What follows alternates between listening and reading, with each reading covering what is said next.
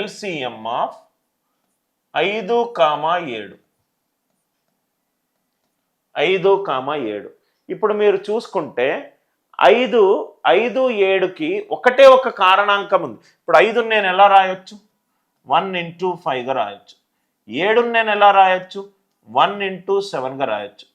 ఒక్క కారణాంకమే కామన్గా ఉంది. ఆ కారణాంకం ఏంటి సార్? 1.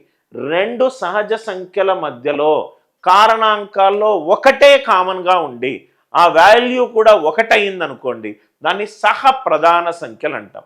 రైట్. నవ్వు ఇక్కడ చూస్తే LCM ఆఫ్ 5,7 మన లాజిక్ ప్రకారము 7 దగ్గరికి వెళ్తాం.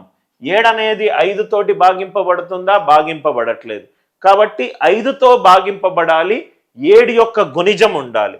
కాబట్టి డెఫినెట్గా ఇది ఏమవుతుంది? 7 5ల 35.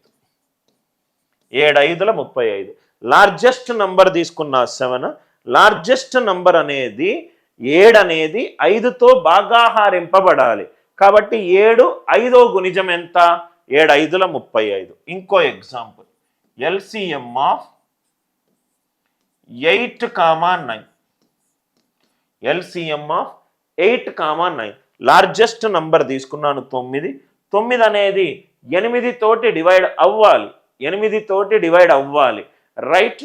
సో కాబట్టి 9లో 9 into 8 ఎంత? 72. అంటే రైట్, సహ ప్రధాన సంఖ్యలు రెండు సహజ సంఖ్యల మధ్యలో గాసాబా 1 ఉందనుకోండి, గాసాబా 1 ఉందనుకోండి, ఆ రెండిటిని సహ ప్రధాన సంఖ్యలు అని అన్నా. ఆ రెండు నంబర్లను సహ ప్రధాన సంఖ్యలు అని అన్నాను. రెండు నంబర్ల మధ్యలో గాసాబా 1 గనక ఉంటే ఆ రెండు నంబర్లను సహ ప్రధాన సంఖ్య అని అన్నాను.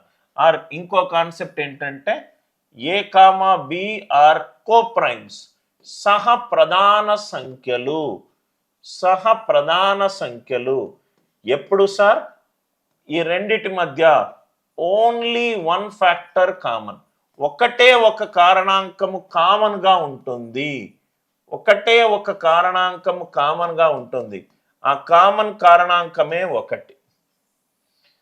రెండు సహజ సంఖ్య మధ్యలో ఒకటే ఒక కారణాంకం కామన్గా ఉంటుంది. ఆ కారణాంకం గనక 1 గనక అవుతే ఆ రెండు నంబర్లను సహ ప్రధాన సంఖ్యలు అని అన్నాను.